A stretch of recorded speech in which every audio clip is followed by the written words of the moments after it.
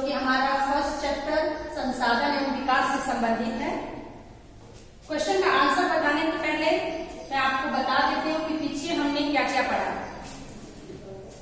तो पहले क्लास में हमने पढ़ा कि संसाधन क्या है, वो कितने प्रकार के होते हैं तथा उनको कितने भागों में वर्गीकृत किया जा सकता है।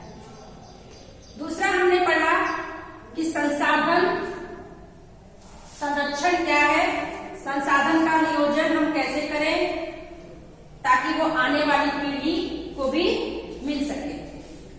चलिए अब पहले क्लास के क्वेश्चन के आंसर को हम जान लेते हैं।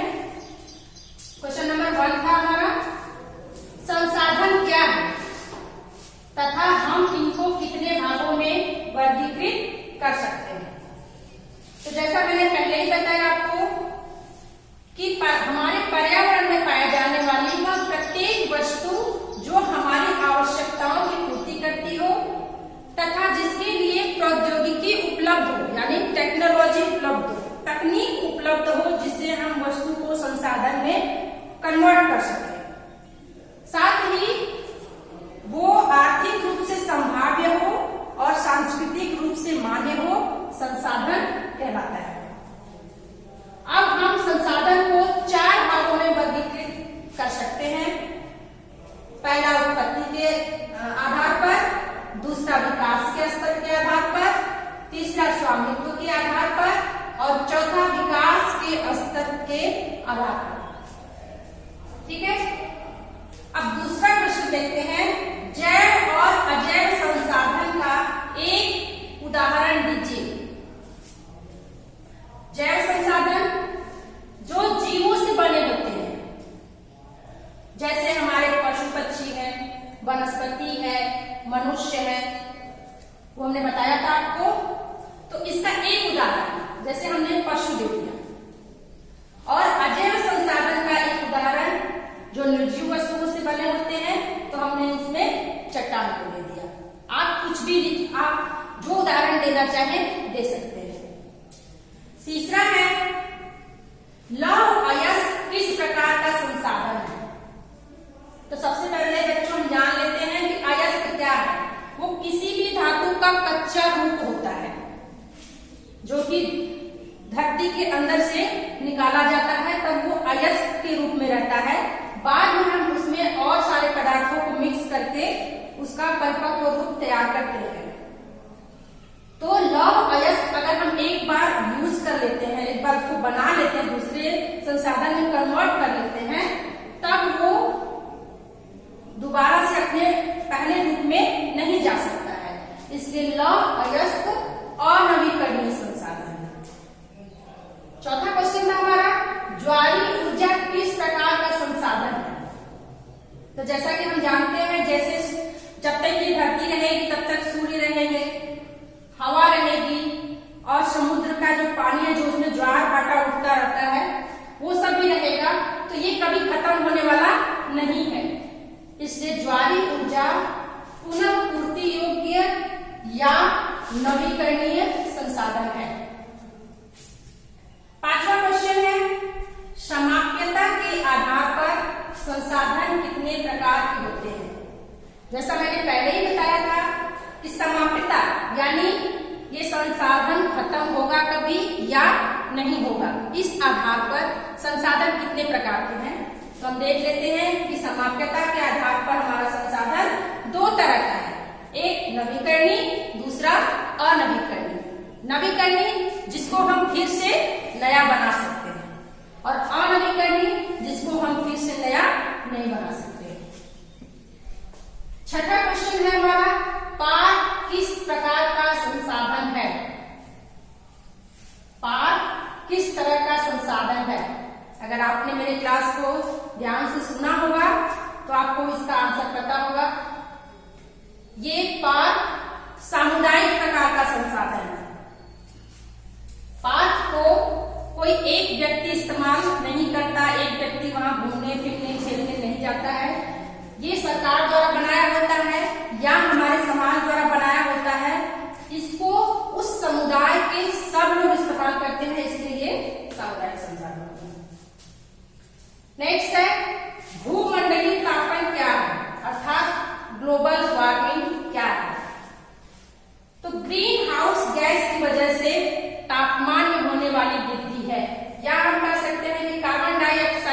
गैस की वजह से तापमान में होने वाली वृद्धि है। ओजोन परत क्या है? मैंने पहले बताया इसको। ओजोन परत हमारे वायुमंडल में उपस्थित एक परत है जो कि सूर्य से आने वाली हानिकारक किरणों को रोककर उन्हें वापस भेज देती है। लगभग 99% किरणों को वापस भेज देती है और बाकी थोड़ा बहुत हमारे पृथ्वी पर आता है। क्या वो अगर सारी पराबैंगनी किरणें धरती पर आ जाएं, डायरेक्ट हमें मिलने लगे, तो इससे हम बहुत सारी समस्याओं से गिर जाएंगे, कई सारे रोग हो जाएंगे, जैसे इसमें मेनली स्किन कैंसर है वो हमें हो जाएगा। फिर है सतत पोषणी विकास क्या है?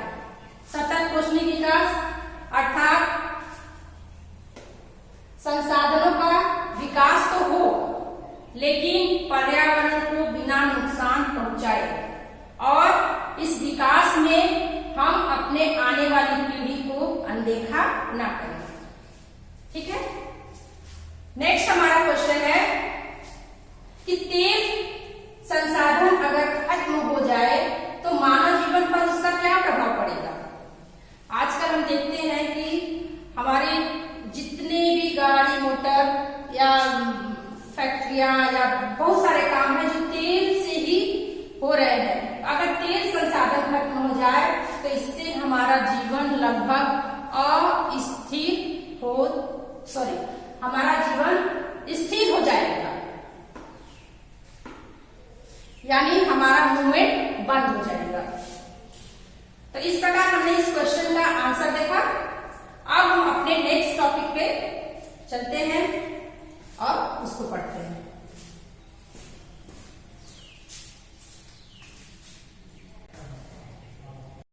अब हम बढ़ते हैं अपने अगले टॉपिक की तरफ जो है भू संसाधन। देखिए, ये धरती का ऊपरी भाग जिस पर हम रहते हैं ये भू अर्थात भूमि कहलाती है।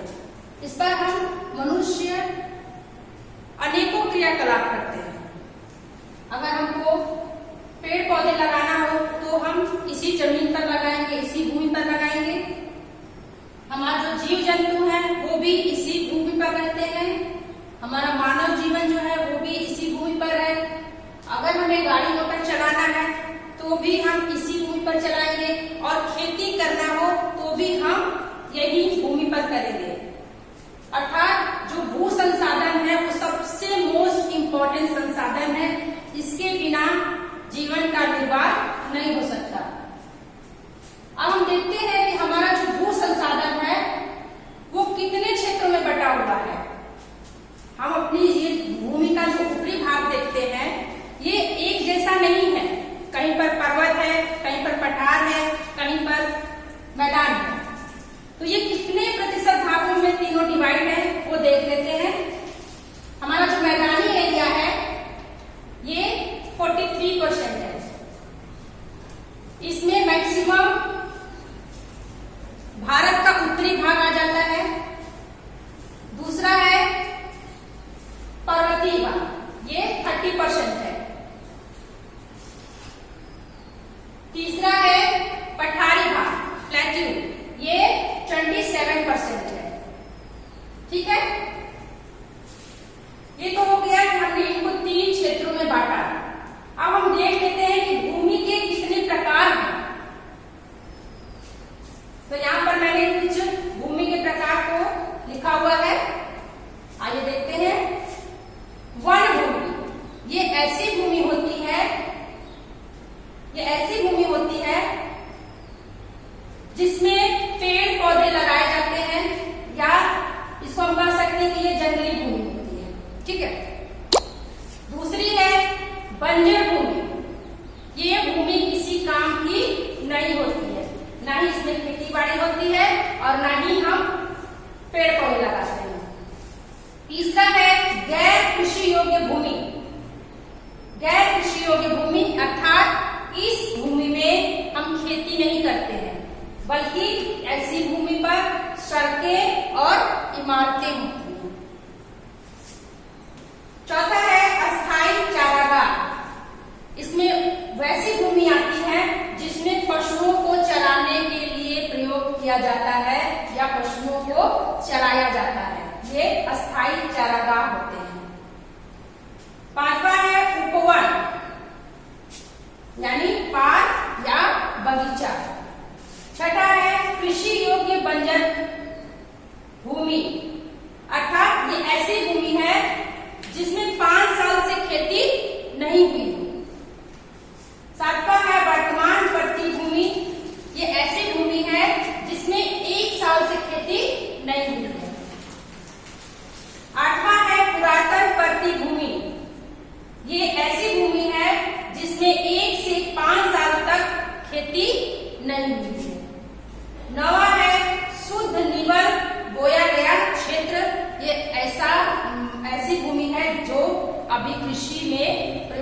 जा रही है और इसमें साल में कई खेती होती है।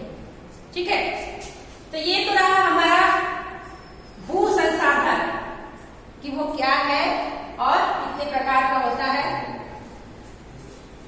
बच्चों, मैंने बताया था कि जैसे संसाधनों का हम अंधाधुंध प्रयोग कर रहे हैं तो वो संसाधन खत्म होने की कगार पर है या अब उसकी क्वालिटी अच्छी नहीं रह गई है, उसी प्रकार भूमि का भी हाल है।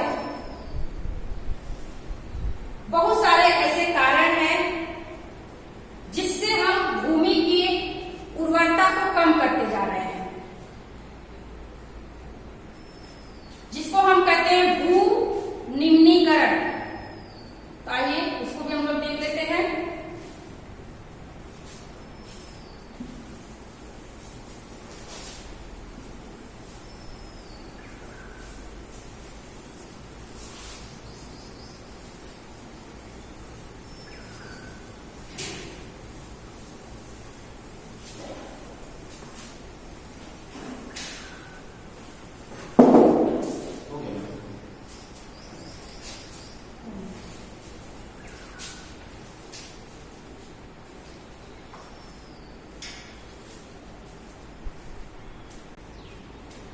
तो आइए देखते हैं भू निम्नीकरण और संरक्षण के उपाय।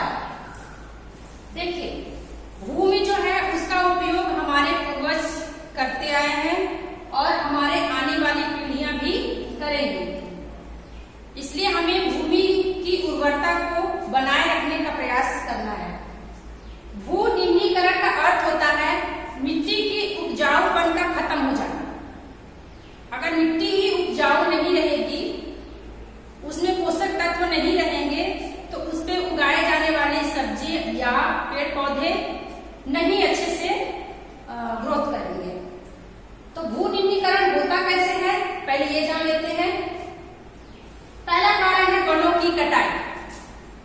हम जानते हैं कि पेड़ पौधे जो है वो हमारी भूमि को अपने जड़ों द्वारा पकड़ करके रखते हैं, लेकिन जब हम पेड़ों को काट देते हैं और जड़ को निकाल लेते हैं तब वहां की मिट्टी ढीली हो जाती है और जब बारिश ज्यादा होती है या हवा तेज चलती है तो जो महीन कण होते हैं उस मिट्टी के उड़ जाते हैं और जो कंकड़ जैसे मिट्टी रहती है वो बच जाती है, जिसके कारण वहां पर खेती करना या और कोई काम करना संभव नहीं होता है। वहां की मिट्टी उपजाऊपन लिए हुए नहीं होती है, उर्वरता खत्म हो जाती है। दूसरा है अति पशुचारण। गुजरात, मध्य प्रदेश, राजस्थान और महाराष्ट्र जैसे राज्यों में बड़े पैमाने पर पशुचारण होता है। ये पशुचारण वाले जो क्षेत्र हैं वहां इतना ज्यादा पशुओं को चराते हैं कि पशुओं के खुर से, पैर से मिट्टी का कटाव होता रहता है। और जैसा कि मैंने बताया कि जब बारिश हो या हवा चले तो जो हमारी पतली मिट्टी रहती है वो उड़ती रहती है या बहती रहती है, जिससे वहां की मिट्टी अनुपजाऊ होती है। तीसरा है अत्यधिक खनन। झारखंड, मध्य प्रदेश और उड़ीसा जैसे राज्यों में खनन बड़े पैमाने पर होता है। झारखंड की बात करें तो झारखंड में कोयला बहुतायत मात्रा में पाया जाता है और इसका खनन बहुत ही गहराई तक किया जाता है। जिस एरिया में खनन का कार्य हो रहा होता है वहां पर इतना ज्यादा धूल उड़ती है कि उससे आसपास के एरिया में जितने लोग रहते हैं वो सब इफेक्टेड होते हैं। साथ ही साथ हमारी जो जमीन है वो भी इफेक्टेड होती है। धुआं में मिलने वाला केमिकल पृथ्वी की उर्वरता को या भूमि की उर्वरता को खत्म कर देता है। चौथा है अधिक सिंचाई। देखिए, किसी भी फसल को या पेड़ पौधे को सिंचाई करने के लिए पानी का प्रयोग एक लिमिट में करना चाहिए। लिमिट में इसलिए करना चाहिए कि हर चीज की अति होती है। जब हम ज्यादा सिंचाई करते हैं, किसी खेत में या कहीं पर ज्यादा पानी डालते हैं, तो क्या होता है कि हमारी मिट्टी में जो सिलिका होती है वो धीरे धीरे जमीन के अंदर चली जाती है और ऊपर की जो मिट्टी होती है वो अनुपजाऊ हो जाती है। इसलिए हमें ज्यादा सिंचाई नहीं करनी चाहिए। ज्यादा सिंचाई का एग्जाम्पल हमारा पंजाब है, हरियाणा है और पश्चिमी उत्तर प्रदेश का क्षेत्र है। पांचवा है अधिक धूल। अधिक धूल के कारण जैसा मैंने बताया कि वो पृथ्वी के ऊपरी सतह पर या हमारी भूमि पर जम जाते हैं, जिसके कारण हमारी भूमि जो है वो अनुपजाऊ हो जाती है, भूमि का निम्नीकरण हो जाता है। ठीक है, नेक्स्ट हम देखते हैं मृदा संसाधन यानी मिट्टी। मिट्टी को हम देख लेते हैं। मिट्टी जो है वो लैटिन भाषा के सोलम शब्द से इसकी उत्पत्ति हुई है। मिट्टी के बनने में जो प्रमुख कारक है वो है जलवायु, वनस्पति, भूमिगत जल, शैल यानी चट्टान और सूक्ष्म जीव। आइए देखते हैं कैसे ये कारक मिट्टी के बनने में सहयोग करते हैं। जलवायु, जहां की जलवायु जैसी होगी वह मिट्टी भी उसी प्रकार की होगी। ठीक है, जैसे अगर तापमान कहीं का बहुत ज्यादा है तो वहां की मिट्टी की रासायनिक क्रिया जो होती है मिट्टी बनने की वो तेज हो जाती है। कैसे?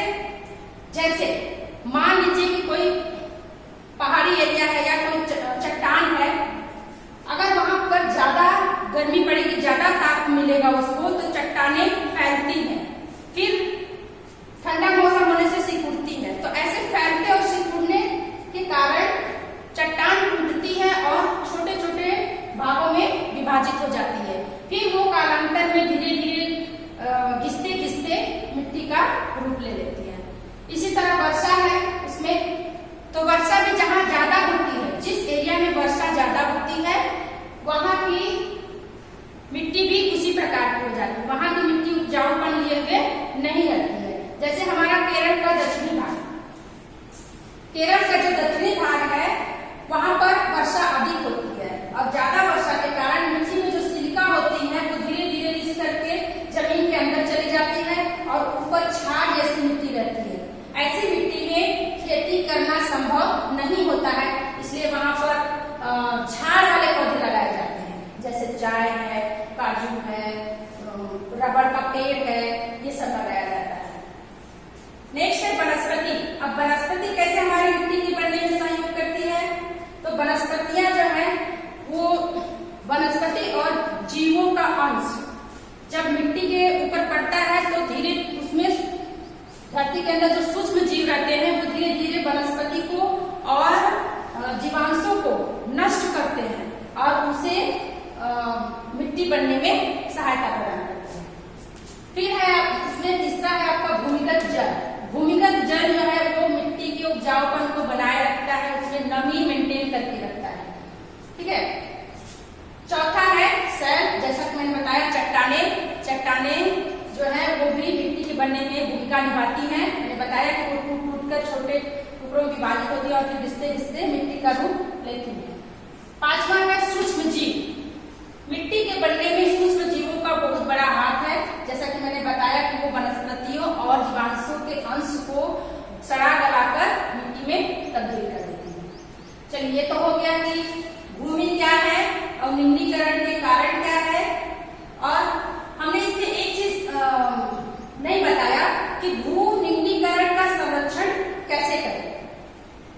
देखिए, जाहिर सी बात है, जिस वजह से मिट्टी का मिट्टी का निम्नीकरण हो रहा है यानी उसका उपजाऊपन जा रहा है, तो हमें वही उपाय अपनाने चाहिए। जैसे कि वनों की कटाई से भू निम्नीकरण हो रहा है तो हमें वनों की कटाई न करके और अधिक मात्रा में वन पेड़ पौधों को लगाना है। दूसरा है अति पशुचारण।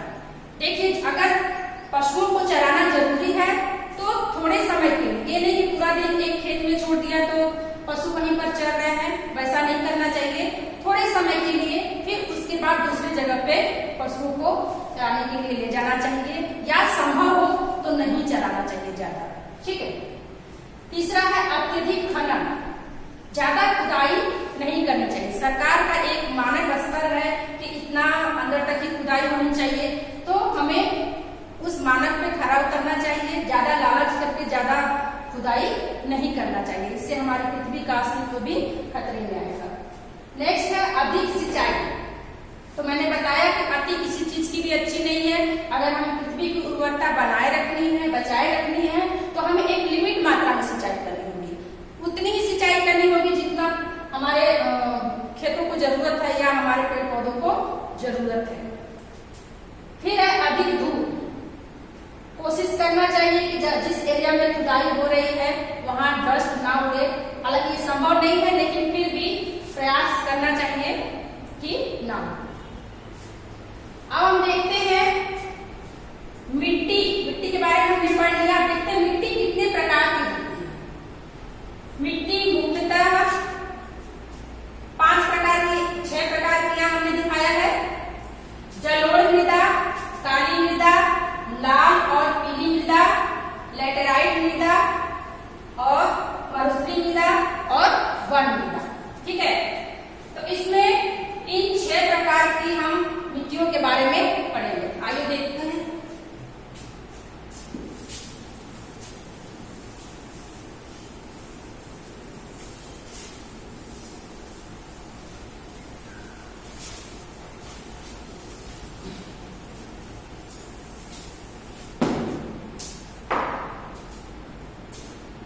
इसमें पहला हमारा प्रकार है जलोढ़ मृदा।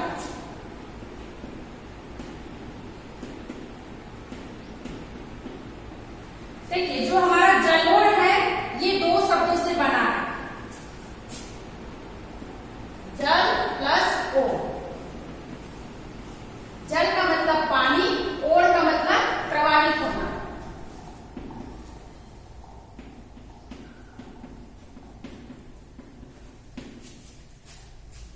पानी और प्रवाहित होना। तो पानी कहाँ प्रवाहित होगा? नदियों में। आप कहेंगे कि समुद्र का पानी भी तो प्रवाहित होता है। नहीं, समुद्र का पानी आगे आता है और फिर पीछे लौट जाता है, जबकि नदी का पानी एक जगह से दूसरी जगह बहता जाता है। ठीक है, तो ऐसे क्षेत्र जहां पर नदियों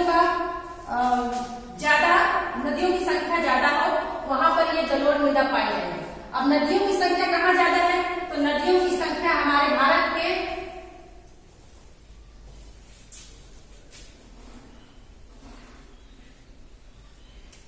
उत्तरी मैदान में, इस एरिया में ज्यादा पाई जाती है। सिंधु, गंगा और ब्रह्मपुत्र की जो तीनों नदियां हैं और उसकी जो सहायक नदियां हैं वो सब मिलकर के यहाँ पर इस मिट्टी का निर्माण की है। चूंकि नदियां हमारे भारत के पूरे हिस्से में पाई जाती हैं, लगभग भारत के हर हिस्से में पाई जाती हैं, इसलिए भारत में जलोढ़ मृदा की मात्रा या क्षेत्र जो है वो बहुत ज्यादा है। ठीक है, तो देख लेते हैं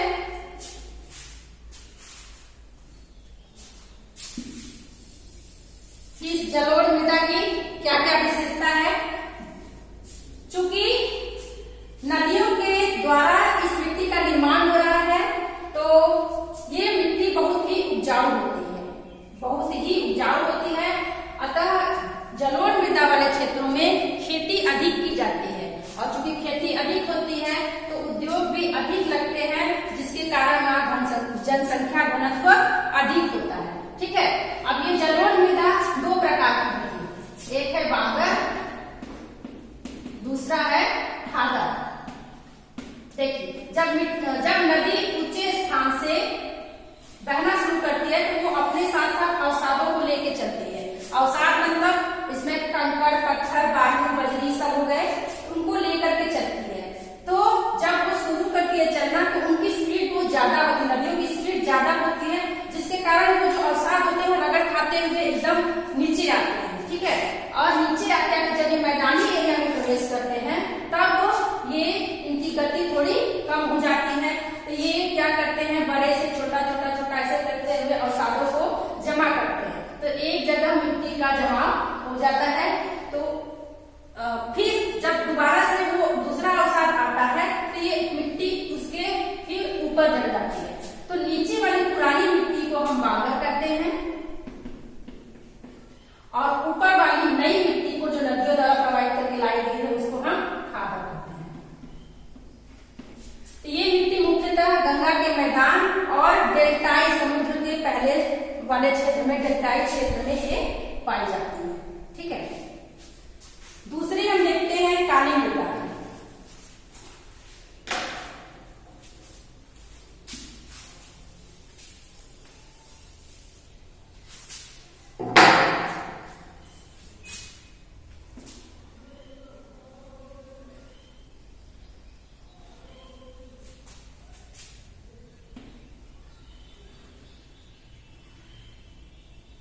देखिए, काली मृदा का निर्माण मुख्यतः पठारी एरिया में हुआ है। मुख्यतः इसमें हमारा महाराष्ट्र, कर्नाटक और मध्य प्रदेश का भाग आता है, जहां पर ज्वालामुखी का उद्गार हुआ होगा और चट्टानें बनी होंगी और उसके लावा जो सूख करके चट्टान बनी होगी और फिर कालांतर में वो धीरे धीरे मिट्टी के रूप में परिवर्तित हुई है। इसलिए ये एरिया जो है वो काली मिट्टी का क्षेत्र कहलाता है। इस काली मिट्टी को हम रेंगर मिट्टी भी कहते हैं। यह जो मिट्टी होती है वो कपास की खेती के लिए सर्वोत्तम होती है, काली मिट्टी।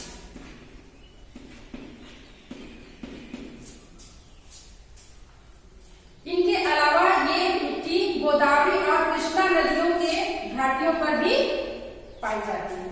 इसमें फास्फोरस की मात्रा बहुत ज्यादा होती है। ठीक है,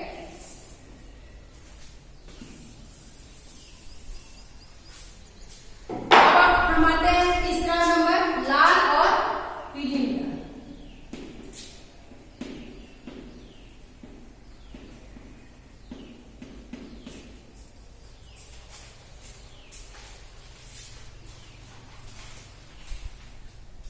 ये मिट्टी कम वर्षा वाले क्षेत्र में पाई जाती है। कम वर्षा वाले क्षेत्र जैसे उड़ीसा हो गया आपका,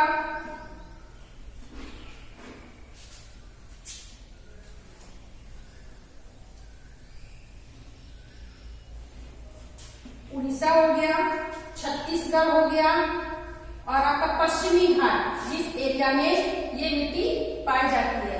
इनका लाल रंग आग्नेय चट्टानों के कारण हुआ है। चूंकि आग्नेय चट्टानों का कलर काला होता है, इसलिए जब उसमें पानी पड़ता है, जब आग्नेय चट्टानों में लोहे के अंश पाए जाते हैं, इसलिए इनका रंग लाल और पीला होता है।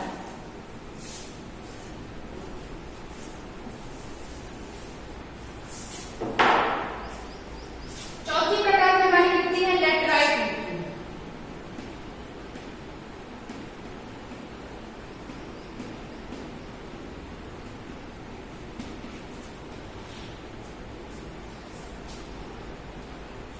इस मिट्टी का निर्माण निक्षालन की क्रिया से हुआ है।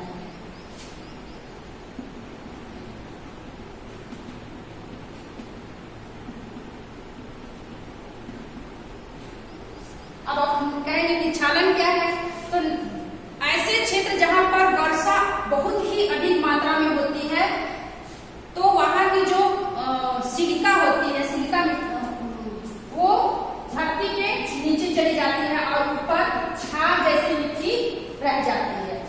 ये मिट्टी बहुत ही अनुपजाऊ होती है, इसलिए इसमें खेती नहीं की जाती है, किसी भी प्रकार की फसल नहीं उगाई जाती है। तो इसमें क्या करेंगे तब इसमें हम वैसे फसलों को लगाते हैं जिनको ज्यादा उर्वरता की जरूरत नहीं है, जो जैसे कि हमारी चाय पत्ती की है और चाय, कॉफी और काजू की खेती की जाती है, साथ ही साथ रबड़ की खेती की जाती है। तो ये मुख्यतः कहाँ पाई जाती है इस प्रकार की मिट्टी, तो कर्नाटक, केरल,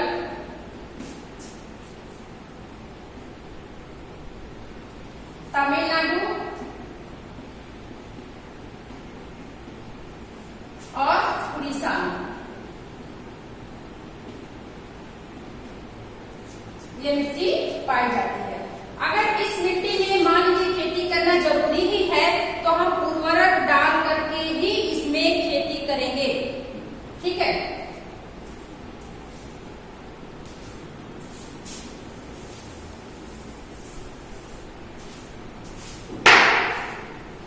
नेक्स्ट है मरुस्थलीय मृदा।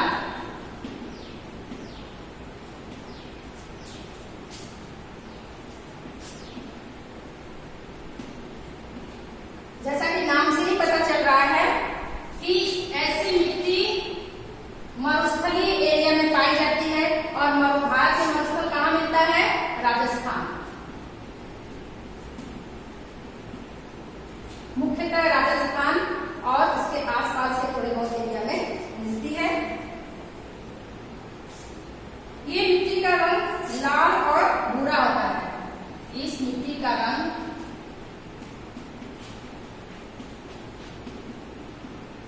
लाल और भूरा होता है। ठीक है, ये मिट्टी रेतीली होती है। जाहिर सी बात है, वहां पे बालू ज्यादा है तो मिट्टी में इसका प्रभाव दिखेगा, रेतीली होती है।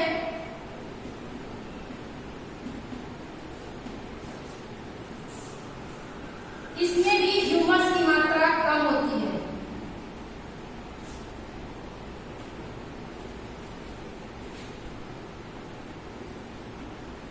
इसमें ह्यूमस की मात्रा कम होती है। लैटेराइट मिट्टी में भी ह्यूमस की मात्रा कम होती है और लाल और पीली मिट्टी में भी ह्यूमस की मात्रा कम होती है। इन तीनों प्रकार की मिट्टियों में हम उर्वरक डालकर ही खेती कर पाएंगे।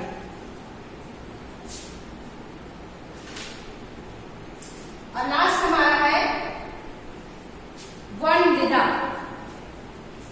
वन मृदा ऐसे क्षेत्रों में पाई जाती है जहां पर बहुत ज्यादा वन है।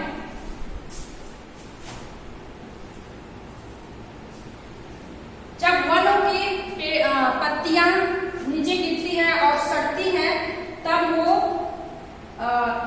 इसमें कुछ खेती करने लायक होता है, नहीं तो ये मृदा भी बहुत अच्छी नहीं मानी जाती है। तो इस प्रकार हमने देखा कि मिट्टी कितने प्रकार की होती है।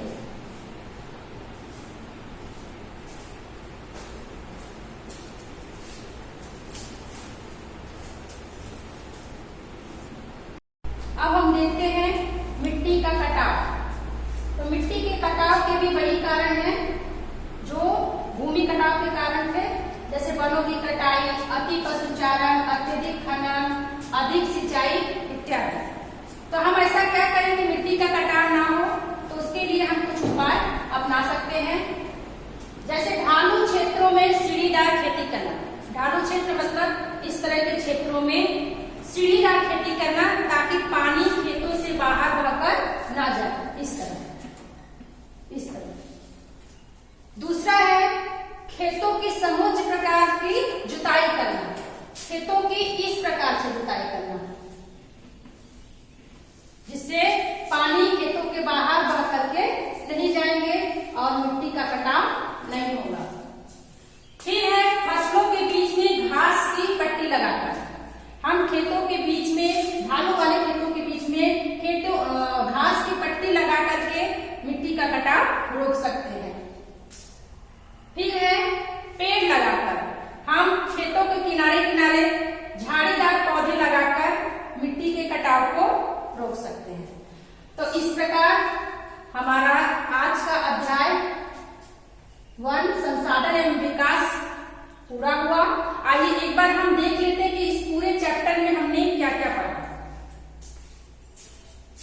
सबसे पहले हमने जाना कि संसाधन क्या है, कितने प्रकार के होते हैं और उनको कितने भागों में वर्गीकृत किया गया है। उसके बाद हमने जाना संसाधन का विकास कैसे हो, संसाधन का नियोजन कैसे करें एवं संसाधन उपयोग से जो हानियां हुई हैं, जो संसाधनों का ह्रास हुआ है, उसका हम संरक्षण कैसे करें, यानी संसाधनों को हम कैसे बचाएं। उसके बाद हमने पढ़ा भू संसाधन। भू संसाधन में भी हमने पढ़ा भूमि के प्रकार, यानी भूमि कितने प्रकार की है, भूमि का निम्नीकरण यानी कटाव कैसे होता है, उसकी उर्वरता कैसे खत्म होती है तथा वो उर्वरता खत्म ना हो उसके संरक्षण के उपाय करना चाहिए। ठीक है, उसके बाद हमने देखा मृदा संसाधन एवं उसके प्रकार और साथ ही मिट्टी के या मृदा के कटाव और उसके संरक्षण के उपाय को हमने जाना। उम्मीद है आपने चैप्टर को अच्छा से समझा होगा। अब आइए जितना हमने पढ़ा उसमें से भी कुछ प्रश्न आपसे फिर पूछ लेते हैं। क्वेश्चन नंबर 1 है, एक प्रांत का नाम बताइए जहां सीढ़ीदार खेती होती है। एक प्रांत का नाम बताइए जहां सीढ़ीदार खेती होती है। मैंने आपको बताया सीढ़ीदार खेती कहाँ करने से अच्छा होता है, अभी बताया। आप लोग सोचिए कि मैं इसका आंसर आपको दे रही हूँ। दूसरा क्वेश्चन है, एक राज्य का नाम बताइए जहां काली मृदा पाई जाती है, यानी काली मिट्टी पाई जाती है। ये भी आप कर सकते हैं। तीसरा है, लेटराइट मृदा में ह्यूमस की मात्रा कम क्यों होती है? लेटराइट मृदा में ह्यूमस की मात्रा कम क्यों होती है? चौथा है, मृदा अपरदन क्या है? पांचवा है, संसाधन नियोजन क्या है?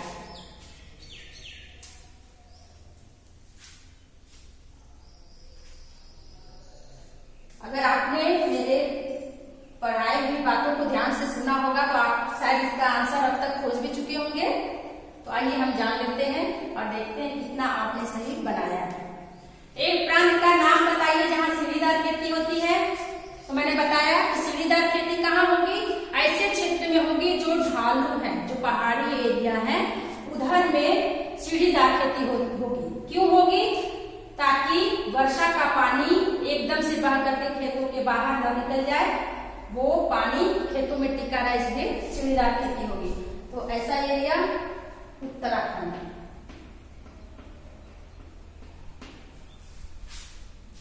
ठीक है। दूसरा क्वेश्चन है, एक राज्य का नाम बताइए जहां काली मृदा पाई जाती है। मैंने बताया है पठारी एरिया। तो एक राज्य का नाम जान लेते हैं। है तो बहुत, कर्नाटक है, महाराष्ट्र है, मध्य प्रदेश है, लेकिन आपको एक ही का नाम देना है तो हम महाराष्ट्र देते हैं।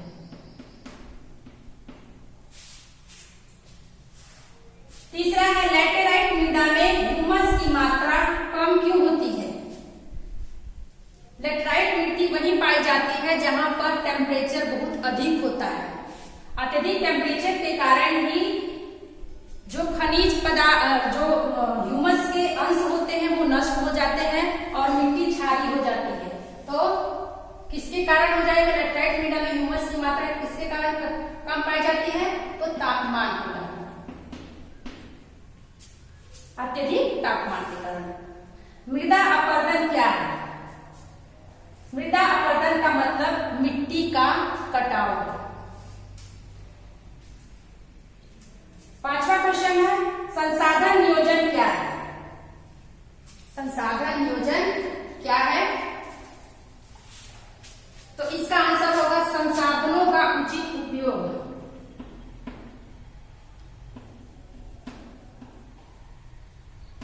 संसाधनों का उचित उपयोग की तकनीक और कौशल।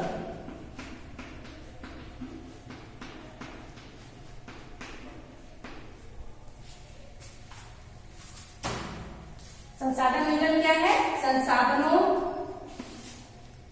का उचित उपयोग की, संसाधनों के उचित उपयोग की तकनीक और कौशल को हम क्या कहते हैं? संसाधन नियोजन। तो बच्चों, इस प्रकार हमारा फर्स्ट अध्याय संसाधन एवं विकास पूरा हुआ। उम्मीद है आप सब अच्छा से समझे होंगे। धन्यवाद।